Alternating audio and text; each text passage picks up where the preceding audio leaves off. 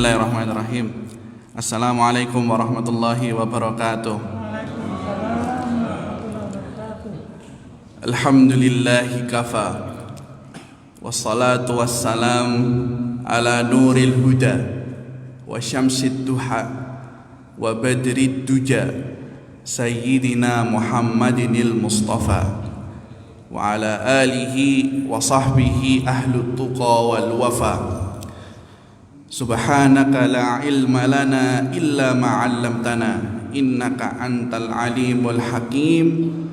Rabbi shrah li sadri wa yassir li amri wahlul 'uqdatam min lisani yafqahu qawli. Amin ya rabbal alamin.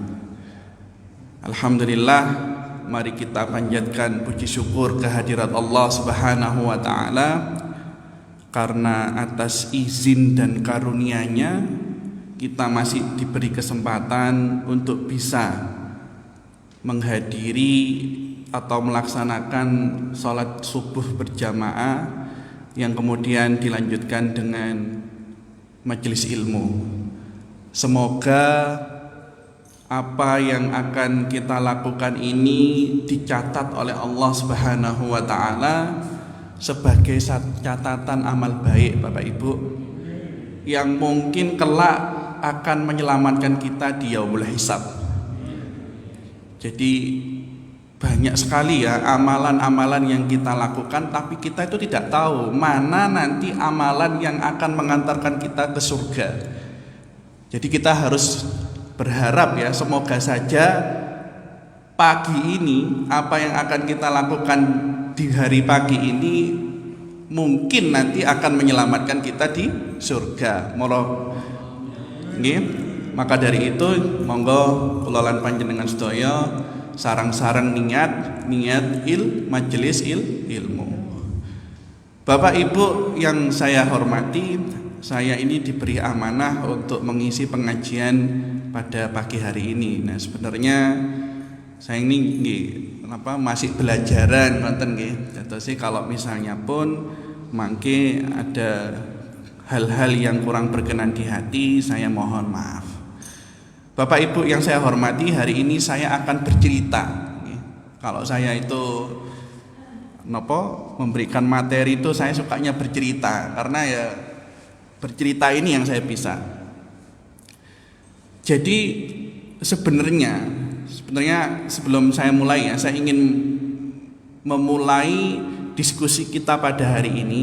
Kalau misalnya pengajian klasik niku kan pengajian yang sifatnya niku kan satu arah guys. Tapi saya hari ini pengennya kita ini diskusi yang banyak arah. Jadi tidak hanya saya saja yang menyampaikan, tapi saya juga ingin belajar dari Bapak Ibu yang mulia. Sebenarnya kalau misalnya saya tanya ya ke Bapak Ibu, orang itu dikatakan sejahtera niku pripun? Ciri-ciri orang yang sejahtera niku pripun, Pak? Nah, monggo siapa yang ingin menjawab? Mboten napa-napa Pak, niki mboten wonten salah napa benar nggih. Yang penting saya ingin mendengarkan pandangan dari Bapak napa Ibu. Nggih, monggo Ustaz. Rezeki yang halal. Rezeki yang halal. Istri yang soleha. Masya Allah, istri yang soleha. Yang sehat walafiat dan soleh-soleha. Alhamdulillah, anak yang sehat, soleh-soleha dan bermanfaat. Ngoten nggih Ustaz nggih. Ada lagi mungkin yang lain yang ingin menambahkan apa yang telah disampaikan barusan sama Ustaz. Orang niku dikatakan sejahtera niku pripun, Pak? Monggo, Pak. Nggih. Kebutuhan jasmani dan rohani terpenuhi. Nonton nggih. Alhamdulillah nggih. Satu lagi mungkin dari mas-mas yang muda ini ada banyak ini mas muda. Monggo, Mas. Yang ini yang pakai baju peci putih di belakang kamera. Nah, Mas, namanya siapa Mas? Mas Hafid. Nggih. Orang itu dikatakan sejahtera niku pripun Mas? Ilmu barokah, rezeki yang halal. Oh nggih, matur nuwun Mas Hafid. Jadi rezeki barokah, ilmu yang bermanfaat ngoten nggih. Nggih. Jadi memang sebelum saya masuk ke ini nih, kesejahteraan dalam perspektif Islam, banyak sekali dari kita itu yang mengukur kesejahteraan itu dengan aspek finansial, Bapak Ibu. Misalnya, tetangga kita di depan rumah punya mobil Innova terbaru, itu sejahtera sekali ya dia. Misalnya, dia bekerja di salah satu instansi pemerintah dan memiliki kedudukan yang tinggi. Ya. Kemudian ada juga yang misalnya asetnya itu di mana-mana, punya banyak sekali aset. Tanahnya ada di sini, rumahnya ada di sana, ada di sini, gitu ya. Jadi masih banyak sekali ya saudara-saudara kita itu yang mengukur kesejahteraan itu dengan aspek material. Ya. Mentang-mentang punya mobil baru ya, ini orang sejahtera sekali gitu. Nah, sekarang kita lihat bagaimana Islam ini memandang kesejahteraan. Jadi yang disebut orang yang sejahtera niku pripun sih Bapak Ibu dalam Islam? Ada salah satu ayatnya, mungkin yang ayat ini yang sering sekali kita dengar, hampir setiap hari kita dengar Bapak Ibu. Ayat ini berbunyi seperti ini. Wa minhum may yaqulu rabbana atina fid dunya hasanah wa fil akhirati hasanah wa qina adzabannar. Ini itu adalah salah satu doa, kalau orang Jawa kuno bilang itu doa sapu jagat. Bapak Ibu niku boleh tidak hafal doa-doa yang lain, tapi tidak untuk doa ini. Harus hafal. Kalau mbah-mbah kulolan panjenengan sedaya pasti ayo dihafalno doa sapu jagat. Rabbana atina fid dunya hasanah wa fil akhirati hasanah. Jadi kesejahteraan kalau dalam perspektif Islam itu adalah kesejahteraan yang tidak hanya di dunia namun juga di akhirat. Bapak Ibu, banyak sekali ya mungkin kita lihat orang itu sejahtera di dunia, anaknya soleh-soleha, hartanya kaya melimpah, mobilnya Innova keluaran terbaru, 2 jejer-jejer warna hitam dan putih. Tapi ternyata keluarganya berantakan. Jadi aspek finansial itu ternyata bukan termasuk indikator kesejahteraan seseorang. Saya ingin cerita. Di Amerika itu ada yang namanya Bill Gates, Bapak Ibu. Bill Gates itu orang terkaya di dunia. Dia itu penemu Microsoft. Jadi kalau misalnya Bapak Ibu itu punya laptop, ada tulisannya Windows gitu ya, Microsoft. Nah, itu penemunya itu Bill Gates ini.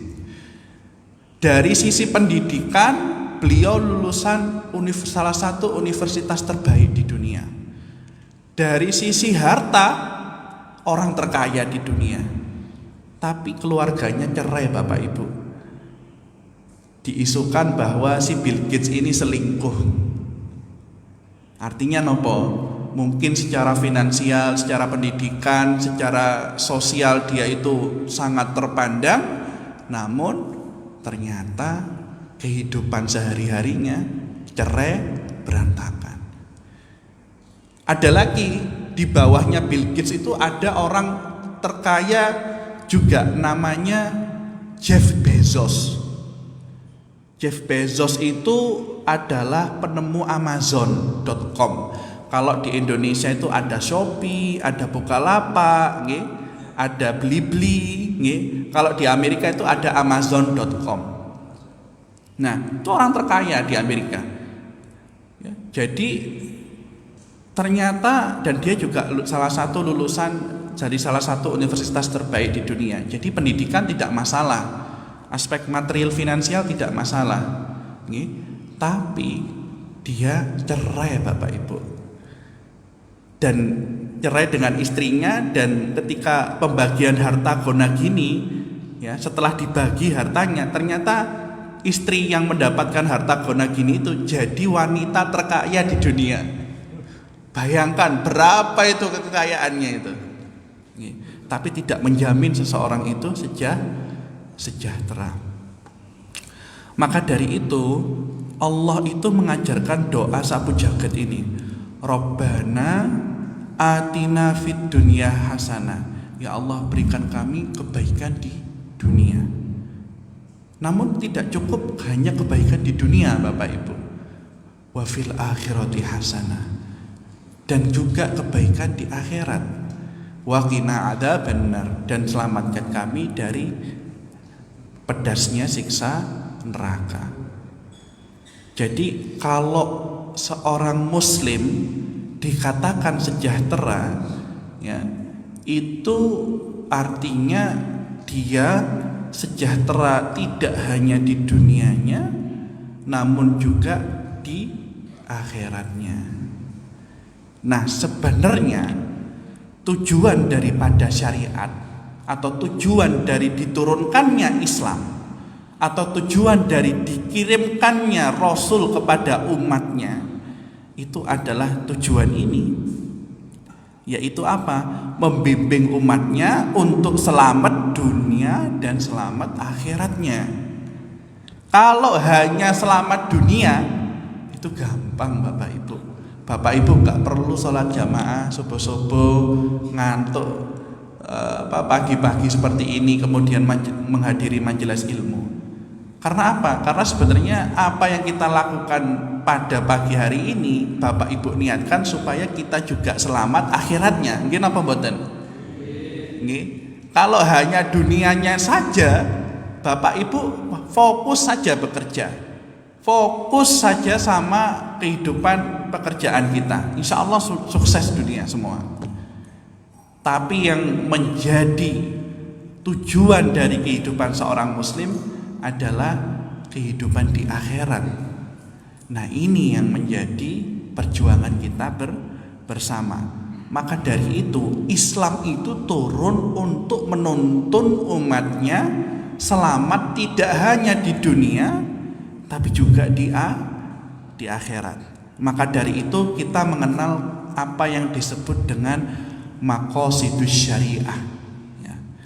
Maqasid itu artinya maksud, tujuan. Ya. Syariah itu adalah syariah, agama, hukum, ya, peraturan. Ya, misalnya Allah menyuruh kita untuk sholat, itu syariat. Allah menyuruh kita untuk berpuasa, itu syariat. Nah, sebenarnya apa sih tujuan Allah menurunkan syariat ini atau yang disebut dengan maqasidus syariah? Adalah supaya kita ini terselamatkan di dunia dan juga di akhirat. Bapak Ibu, saya kasih satu perumpamaan. Jadi kalau kita belajar nih, Allah itu kan salah satu yang diharamkan untuk dimakan itu kan adalah daging babi. Gini apa betul?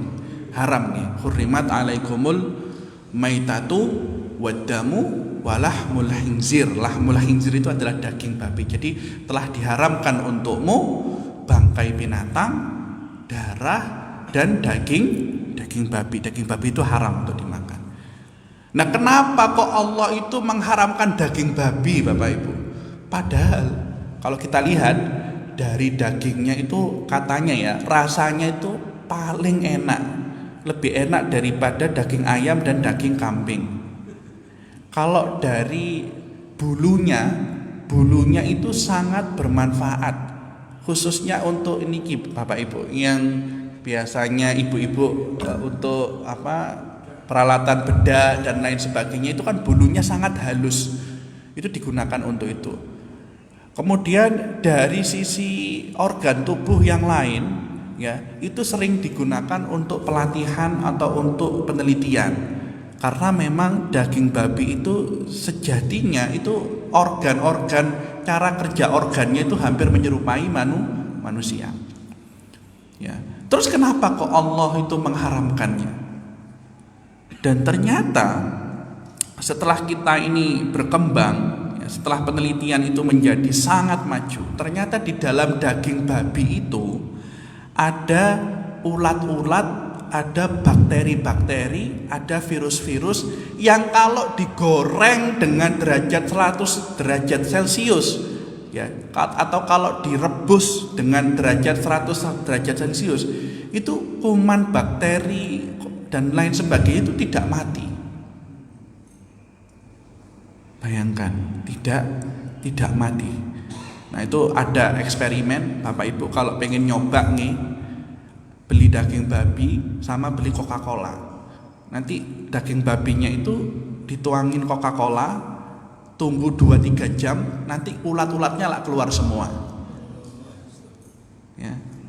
Jadi dari sisi kesehatan, daging babi itu tidak baik untuk dimakan. Ya. Salah satu syariat lagi ya, kenapa kok Allah itu menurunkan syariat ya? Allah itu kalau di dalam syariat kita ya, kalau kita belajar sama kiai-kiai, kalau kita itu kena air liurnya anjing, mohon maaf nih, air liurnya anjing, syariatnya itu harus ngapain?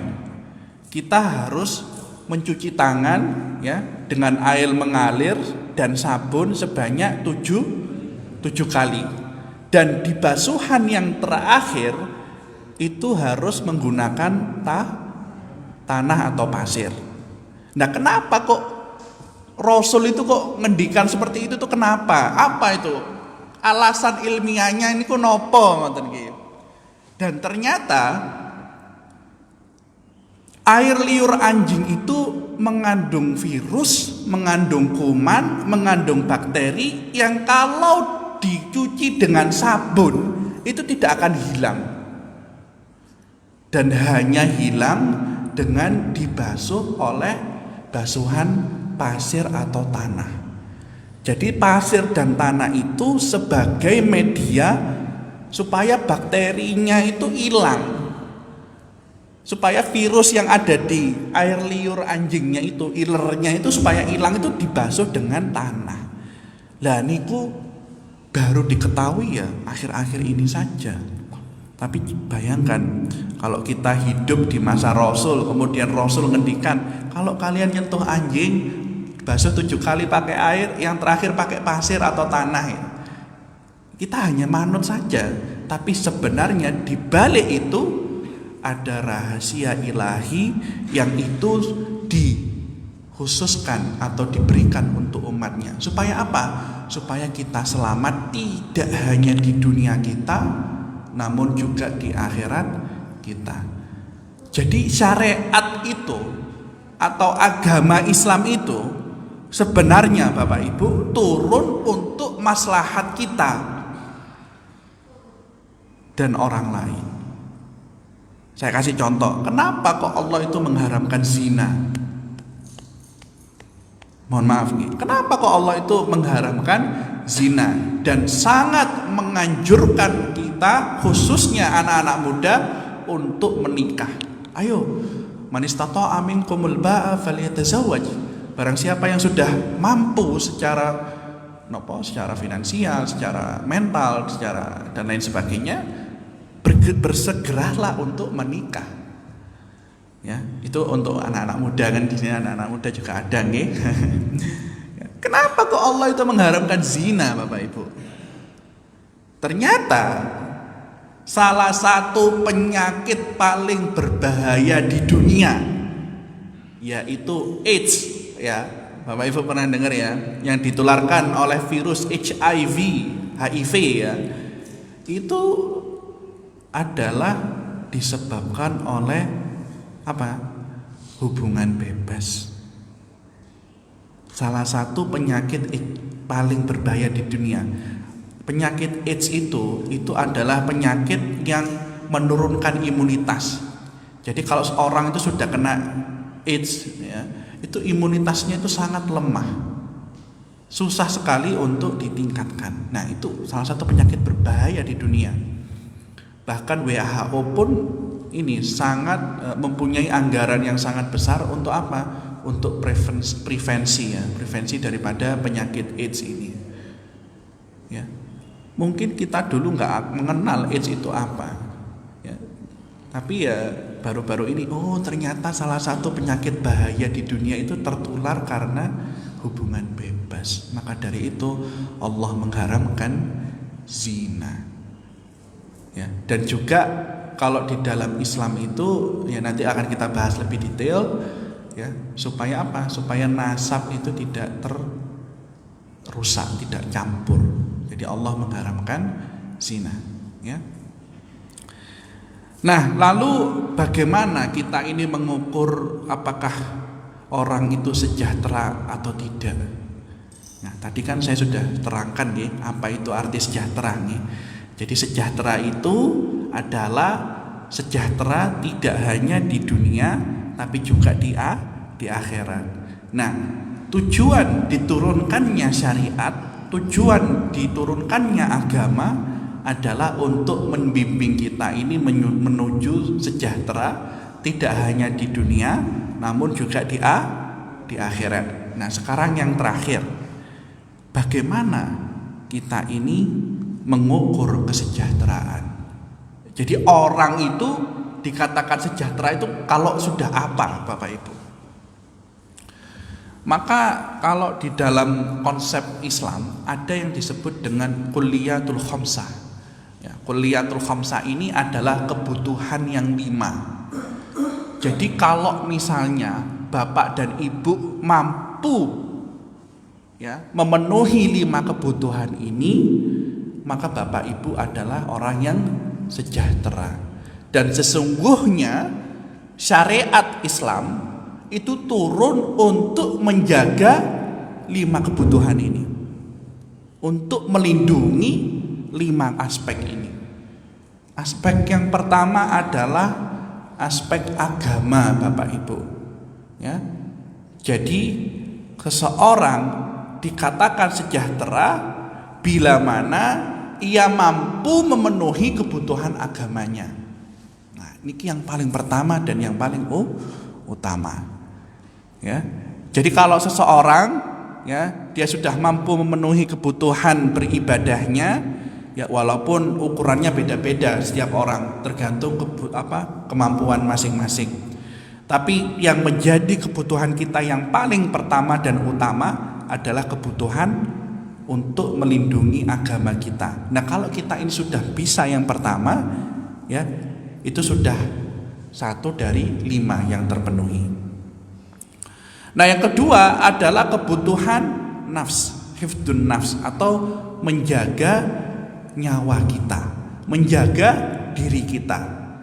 Jadi sebenarnya seluruh syariat itu adalah menjaga 5 aspek ini. Aspek pertama adalah aspek agama, aspek yang kedua adalah aspek nyawa.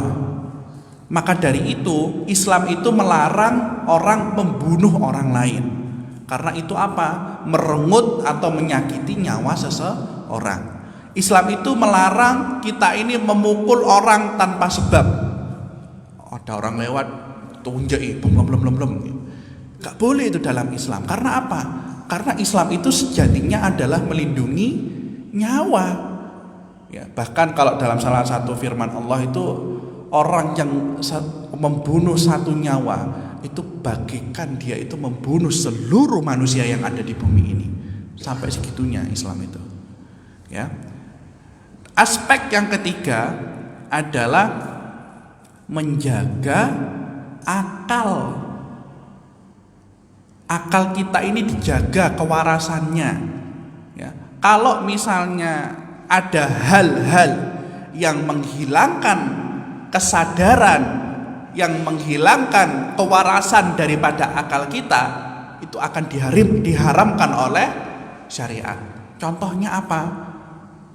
Allah mengharamkan khamr, minum-minuman yang memabukkan, narkoba, ganja. Itu kan apa? Menghilangkan kesadaran akal, menghilangkan kewarasan akal. Dan kalau akal ini sudah hilang kewarasannya, kesadarannya, kita berpotensi untuk melakukan hal-hal yang lebih buruk. Misalnya nyetir Tapi sebelum nyetir, minum minuman keras dulu, mabuk dulu, ya, ngisep ganja dulu, nyedot heroin. Apa yang akan terjadi? Banyak sekali kecelakaan, ya, yang disebabkan oleh hilangnya kesadaran akal. Bahkan kalau di Amerika, ya, penyebab tertinggi terjadinya kecelakaan adalah mabuk. Kalau di Indonesia mungkin penyebab kecelakaan bisa macam-macam, nggih. Ada yang mungkin ngantuk, kecepatannya terlalu tinggi. Tapi kalau di Amerika, penyebab utama orang itu kecelakaan adalah hilang sadar, mabuk. Entah itu mabuk karena alkohol, entah itu mabuk karena ganja, heroin, dan lain sebagainya. Maka dari itu, selain menjaga agama, menjaga nyawa, menjaga akal, kalau misalnya ada hal-hal yang berpotensi untuk menghilangkan agama, menghilangkan nyawa, menghilangkan kesadaran akal, langsung diharamkan di Islam. Langsung diharamkan oleh syariat. Yang keempat adalah menjaga nasab dan keturunan. Ini tujuan syariat itu adalah menjaga nasab dan keturunan. Maka dari itu Allah mengharamkan zina. Kenapa Allah mengharamkan zina? Karena Allah ingin kita ini menjaga nasab dan keturunan kita dengan cara yang hormat, dengan cara yang baik. Bayangkan betapa malunya seorang anak yang tidak tahu siapa bapaknya. Itu tidak boleh di Islam. Nasab itu harus jelas, ya.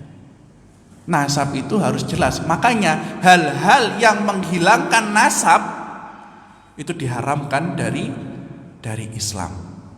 Yang terakhir adalah menjaga harta, hifdzul mal. Jadi kalau orang melakukan hal-hal yang mengambil paksa atau tidak, mengambil secara zalim harta orang lain, diharamkan oleh Islam. Contohnya, Allah mengharamkan kita mencuri, Bapak Ibu. Mencuri itu kan mengambil harta orang lain dengan cara yang zalim. Allah mengharamkan kita korupsi. Karena apa? Karena di dalam korupsi itu kita mengambil uang rakyat secara zalim. Allah mengharamkan kita melakukan penyuapan. Jadi kalau kita misalnya mau menang tender, disuaplah pemerintah supaya kita dapat tendernya. Allah mengharamkan itu. Karena itu apa? Berpotensi untuk menimbulkan kekacauan-kekacauan yang lain. Kita secara tidak langsung menzolimi masyarakat Indonesia. Maka dari itu hal-hal yang sifatnya mengambil harta orang lain secara zalim tidak sesuai dengan syariat, dan syariat akan mengharamkannya. Jadi saya ulangi sekali lagi, Bapak Ibu, sejahtera di dalam Islam itu adalah sejahtera duniawi dan sejahtera ukhrawi, ya. Dan tujuan diturunkannya syariat, tujuan diturunkannya agama, tujuan dikirimkannya Rasul kepada umatnya adalah untuk menuntun kita ini supaya selamat dunianya dan selamat akhiratnya. Nah, ciri-cirinya apa? Ciri-cirinya adalah ketika kita mampu melaksanakan atau mampu melindungi 5 hal yang menjadi kebutuhan. Apa 5 hal itu? Perlindungan terhadap agama, perlindungan terhadap nyawa, perlindungan terhadap akal atau pikiran kita, perlindungan kepada nasab dan keturunan kita, dan yang terakhir perlindungan kepada harta kita. Maka dari itu seseorang dikatakan sejahtera bila dia mampu memenuhi 5 5 kebutuhan ini. Nggih? Jadi kalau misalnya Bapak Ibu pengen hidup sejahtera, diperhatikan 5 aspek ini. Karena ini menjadi tujuan Islam itu sendiri. Jadi esensi atau inti pokok dari tujuan Islam itu ya 5 hal ini: menjaga agama, menjaga nyawa, menjaga akal pikiran, menjaga keturunan dan nasab, menjaga harta kekayaan kita. Kalau misalnya ibu bapak ingin memutuskan suatu perkara, ditimbang Pak, ini kalau misalnya tak putuskan seperti ini, kira-kira ada enggak dari 5 hal yang saya sebutkan tadi itu rusak apa enggak? Kalau misalnya dari 5 hal ini berpotensi untuk rusak, ya jangan dilakukan. Saya kasih contoh.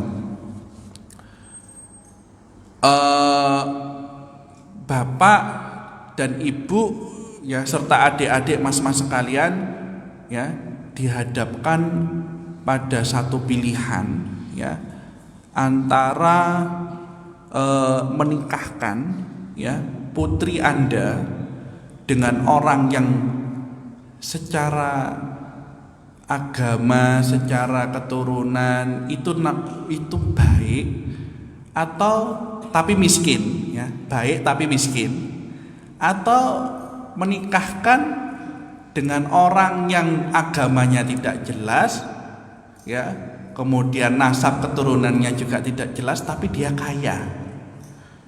Nah, ini susah itu ya. Karena apa? Karena sekarang itu lagi tren Bapak Ibu. Wis kon pokoke rabio karo wong sugih. Lagi tren. Nggih, lagi tren. Wis kamu pokoknya nikah sama orang kaya. Orang kaya ini enggak jelas nasabnya itu jelas apa tidak. Agamanya itu dapat dipertanggungjawabkan apa tidak. Jangan-jangan dia ateis kan ya. Kemudian pendidikannya seperti apa, pokoknya yang penting sugih. Nah itu lagi tren. Jujur saja, salah satu teman saya, ya teman waktu kecil itu pernah ngomong seperti ini. Bet, aku itu loh dikongkon rabi pokoknya oleh wong sugih. Lah ya terus ya apa? Lah iki aku ya dilema iki apa iki? Aku nganu calonku ya wong biasa-biasa ya, tapi wong tuaku njaluk wong sing sugih Bapak Ibu. Nah, apakah orang yang kaya ini nanti ya akan memenuhi 5 hal aspek ini? Kalau misalnya salah satu saja dari 5 aspek ini nanti berpotensi untuk runtuh, untuk rusak, maka jangan diteruskan. Kalau tak nikahkan anakku dengan orang kaya iki, agamane piye? Isok bimbing enggak agama kok? Jangan-jangan dia masuk ke agama lain. Kalau misalnya saya nikahkan anak saya dengan orang kaya itu dan kemudian orang kaya itu adalah tukang zina, ya na'udzubillah min dzalik, dan itu berpotensi untuk merusak tidak hanya kesehatan daripada putri bapak dan ibu, tapi juga merusak nasab itu nanti. Nasabnya jadi nggak karu-karuan, nggak ruwet, nggak jelas. Ya. Kalau misalnya ada potensi yang akan merusak salah satu dari 5 hal itu, lupakan, jangan diputuskan, jangan diizinkan. Ini lagi tren Bapak Ibu, wallahi ini lagi tren. Orang itu sekarang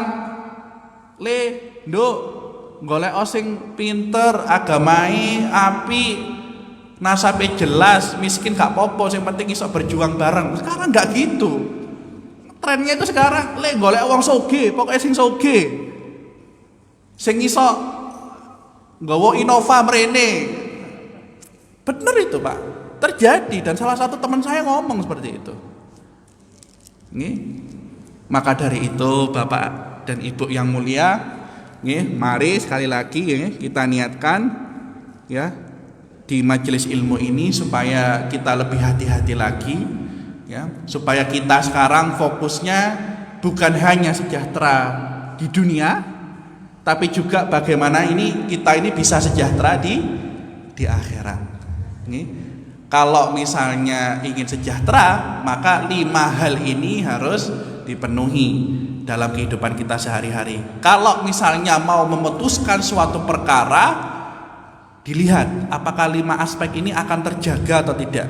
Kalau tidak, ya jangan diteruskan.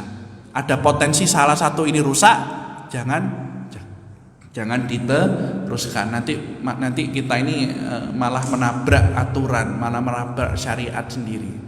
Nggih. Mungkin cukup itu nggih Bapak Ibu, monggo kita diskusi sebentar nggih karena juga sudah masuk waktu syuruk. Nggih, monggo Bapak asmanipun Bapak Syahrul.